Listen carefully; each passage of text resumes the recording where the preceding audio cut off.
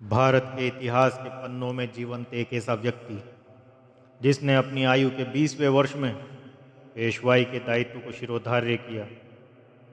40 वर्ष तक के कार्यकाल में 42 युद्ध लड़े और सभी जीते, यानी सदा अपराजय रहा। जिसके एक युद्ध को अमेरिका जैसा राष्ट्र अपने सैनिकों को पाठ्यक्रम के रूप में पढ़ा रहा हो, आज हम ऐसे परमवीर को जानेंगे। सन 18 अगस्त 1700 ईस्वी में जन्मे उस महान पराक्रमी पेशवा का नाम है बाजीराव बल्लाल।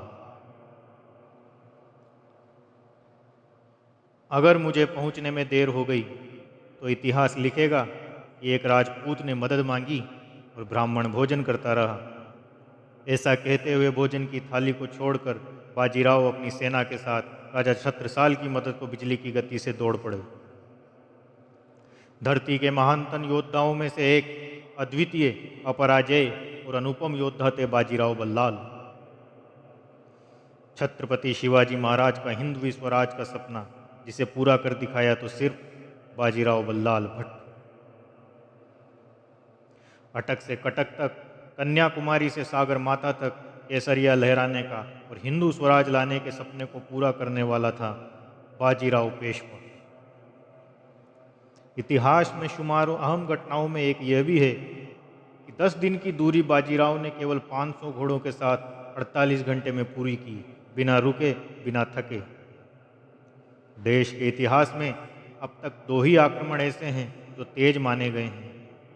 एक अकबर का फतेहपुर से गुजरात के विद्रोह को दबाने के लिए 9 दिन के अंदर वापस गुजरात जाकर हमला करना, और दूसरा बाजीराव का दिल्ली पर हमला। बाजीराव दिल्ली तक चढ़ाए थे।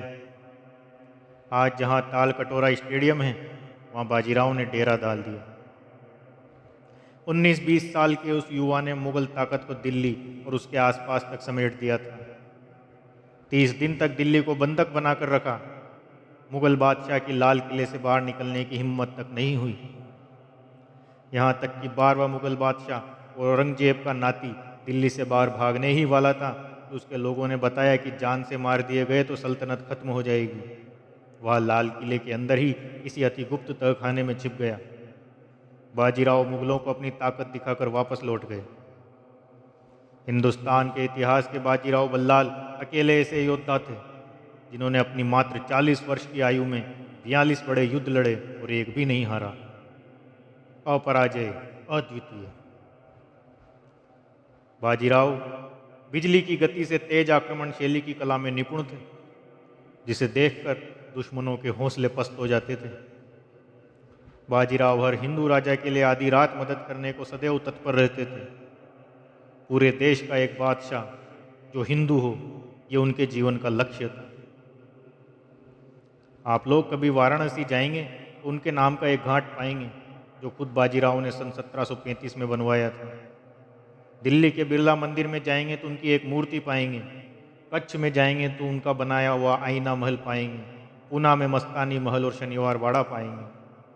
अगर बाजीराव बल्लाल लू लगने के कारण कम उम्र में ना चल बसते तो ना अहमद शाह अब्दाली या नादिर शाह हावी हो पाते, और ना ही अंग्रेज और पुर्तगाली जैसी पश्चिमी ताकतें भारत पर राज कर पाती।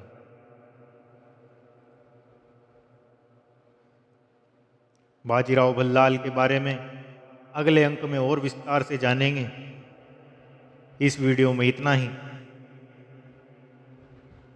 ऐसे ही महान राजाओं और योद्धाओं के बारे में जानकारी पाने के लिए मेरा चैनल सब्सक्राइब करें, वीडियो को लाइक करें। जय हिंद, जय भारत।